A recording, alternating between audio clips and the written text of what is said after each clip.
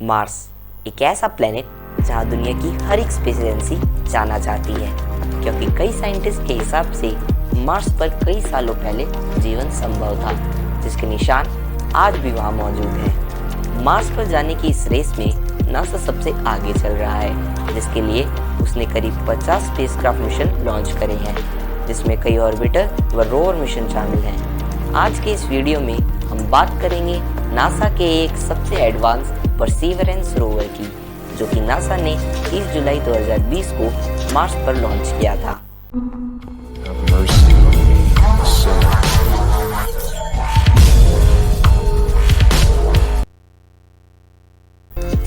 तो शुरुआत होती है 30 जुलाई 2020 से, जब नासा ने अपने एलियंस एटलस 5 रॉकेट से परसीवरेंस रोवर को फ्लोरिडा से लॉन्च किया था।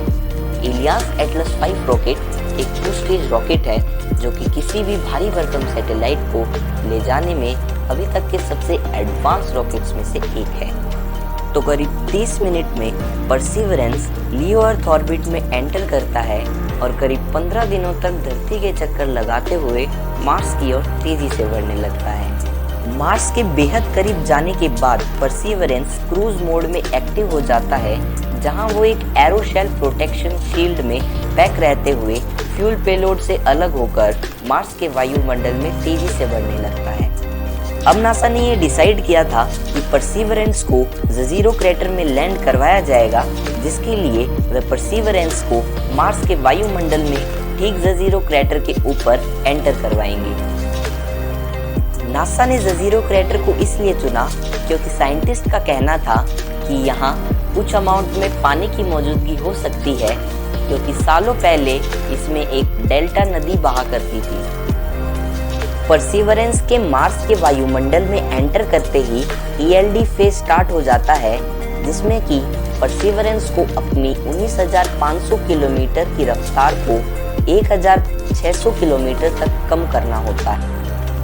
और ये काम करते हैं स्मॉल थ्रस्टर्स, जो कि लगे होते हैं एरोशेल की हीट शील्ड पर। ELD फेज के स्टार्ट होते ही स्पेसक्राफ्ट एक एंटी गाइडेड एंट्री टेक्निक का यूज करता है, जिसमें वह लैंडिंग साइट को एनालाइज करने से लेकर स्पेसक्राफ्ट में आगे आने वाले स्टेजेस को स्टार्ट करने तक के सारे डिसीजन खुद ही लेता है। ये सब इसलिए होता है क्योंकि स्पेसक्राफ्ट से धरती तक रेडियो वेव्स को ट्रैवल करने में करीब 14 मिनट का समय लगता है, जो कि हमारे स्पेसक्राफ्ट को डिस्पाथ कर सकता है। कुछ इन्हीं रीजंस की वजह से स्पेसक्राफ्ट की लैंडिंग को 7 मिनट्स ऑफ टेरर के स्टेटमेंट से भी दर्शाया जाता है। मार्स के वायुमंडल में एंटर करते ही सिर्फ 4 मिनट बाद स्पेसक्राफ्ट एक सुपरसोनिक पैराशूट को डिप्लॉय कर लेता है, जिससे कि स्पेसक्राफ्ट अपनी स्पीड को 320 किलोमीटर प्रति घंटे तक कम कर सकता है। स्पेसक्राफ्ट पैराशूट को डिप्लॉय करने के लिए एक रेंज ट्रिगर एडवांस टेक्नोलॉजी का यूज करता है, जो कि पैराशूट के डिप्लॉयमेंट टाइमिंग को एडजस्ट करता है उसके पोजीशन और लैंडिंग साइट से डिस्टेंस के बेस पर। पैराशूट के डिप्लॉय होने के सिर्फ 20 सेकेंड बाद हीट शील्ड बैकशेल से अलग हो जाती है, जिसमें कि परसीवरेंस को रखा जाता है।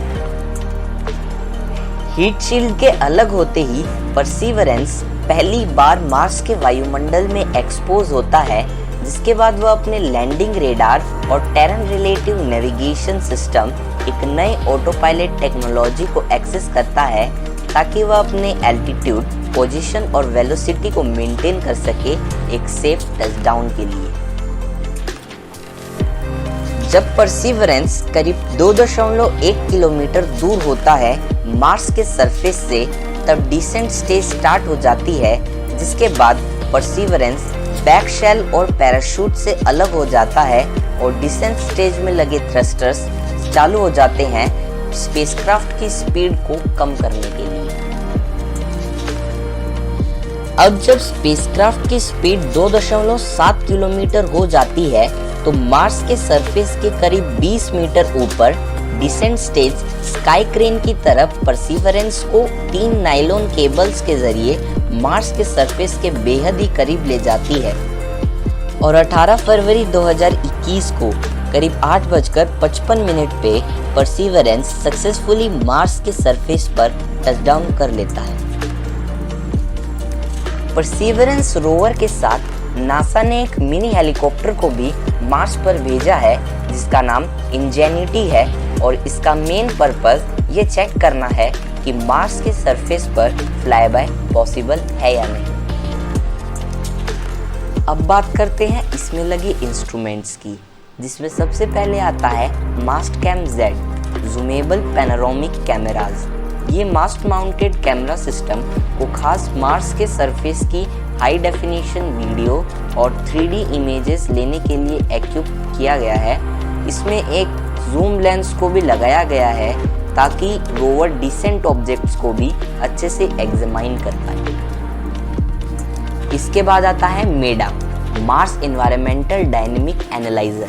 ये मार्स पर हवा की गति, डायरेक्शन और मार्स के टेम्परेचर को ट्रेस करता है इसमें लगे कुछ सेंसर्स की मदद से। ये मार्स की हवा में मौजूद पार्टिकल्स के साइज को भी एनालाइज कर सकता है और इसमें लगे रेडिएशन सेंसर मार्स की हवा में रेडिएशन की मात्रा को भी माप सकते हैं। अब आपको बताते हैं मॉक्सी के बारे में। ये एक एक्सपेरिमेंटल इंस्ट्रूमेंट है जो मार्स पर मौजूद कार्बन डाइऑक्साइड को ऑक्सीजन में कन्वर्ट करता है। इसे नासा ने अपने फ्यूचर ह्यूमन एक्सप्लोरेशन प्रोग्राम के लिए मार्स पर टेस्ट किया है ताकि एस्ट्रोनॉट्स अपने सर्वाइवल के लिए मार्स पर ऑक्सीजन को बना सकें। अब जानते हैं पिक्सल यानी प्लैनेटरी इंस्ट्रूमेंट फॉर एक्सरे लिथोकेमिस्ट्री के बारे में। ये एक एक्सरे स्पेक्ट्रोमीटर है जो मार्स के सरफेस पर मौजूद केमिकल एलिमेंट्स को आइडेंटिफाई करता है। इसमें एक सुपर क्लोजअप कैमरा का यूज़ किया गया है जिससे कि साइंटिस्ट एक छोटे से छोटे पार्टिकल को भी आइडेंटिफाई कर सके और मार्स की पास्ट माइक्रोबियल लाइफ को और करीब से जान सके।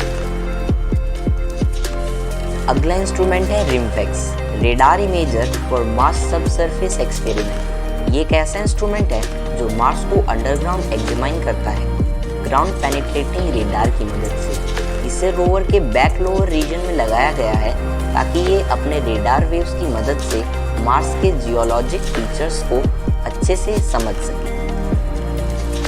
अब जानते हैं शेरलॉक को, जो एक हैबिटेबल एनवायरनमेंट स्कैनिंग इंस्ट्रूमेंट है जिसमें कैमरा, स्पेक्ट्रोमीटर और लेजर सर्च टूल मिलकर काम करते हैं मिनरल रॉक्स और पास्ट माइक्रोबियल लाइफ के साइंस को खोजने का।